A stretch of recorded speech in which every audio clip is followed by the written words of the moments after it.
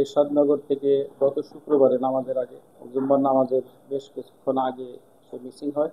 Missing হওয়ার পরে আমাদের কাছে এই সংবাদটা আসার পরে প্রথমত আসে যে সে হারিয়ে গিয়েছে আর কি। তা হারানোর সংবাদ পেয়ে তারপরে যেহেতু একটা বাচ্চা, তো সেটাকে আমরা যথাযথ গুরুত্বের সাথে নিয়ে আমরা কাজ শুরু করি। আমাদের একজন অফিসার সবচেয়ে যে অভিজ্ঞ এই সকল কাজে, সেই সাব ইন্সপেক্টর বাইজিৎকে দায়িত্ব দেওয়া হয় সেটা নিয়ে কাজ করা, এবং তার পাশাপাশি আমাদের ইন্সপেক্টর, তদন্ত, ওসি সকলেই এর সাথে যুক্ত থাকে।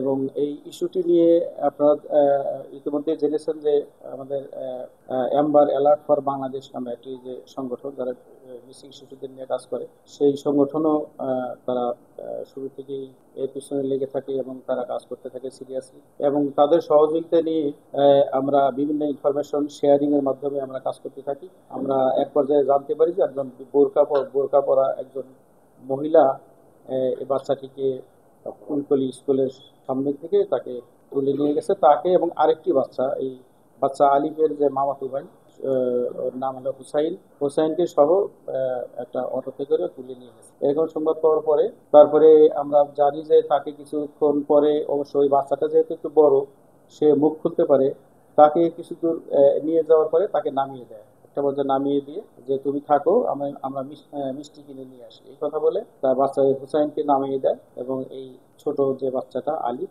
তাকে নিয়ে মহিলা চলে যায়। এবং আমরা পরবর্তীতে আমরা জানতে পারি যে যেই অটোতে উঠে সে মেইন রোডে আসে, বাস স্ট্যান্ড পর্যন্ত, সেই অটোটাকে আমরা ট্রেস করি, অটোর ড্রাইভারকে ট্রেস করে তার তথ্যের ভিত্তিতে আমরা যে বাসে উঠে সে ঢাকার পথে রওনা হয়, সেই বাস এবং বাসের ড্রাইভারকে আমরা আইডেন্টিফাই করি এবং তার সাথে কথা বলে যতটুকু তথ্য পাই যে সে স্টেশন রোডে এই দিকে নেমে যায়।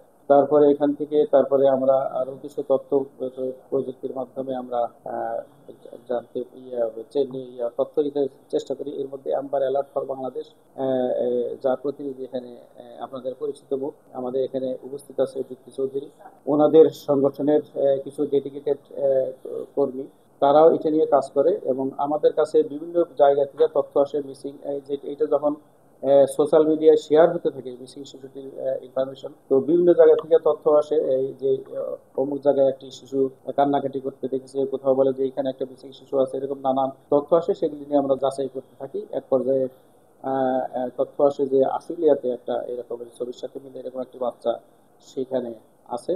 এই সংবাদ পেয়ে এই অ্যাম্বার অ্যালার্ট ফর বাংলাদেশের যারা কর্মী তারা সেখানে দ্রুত ছুটে যায় এবং পুলিশকে খবর দেয়। আমাদের পুলিশও সেখানে গিয়ে পৌঁছে, কিন্তু এই পুলিশ সেখানে পৌঁছার আগেই সেই মহিলা, সে যেখানে গতকাল পর্যন্ত সকাল পর্যন্ত ছিল, সেই বাচ্চাটিকে নিয়ে আবার সেখান থেকে সে সটকে পড়ে।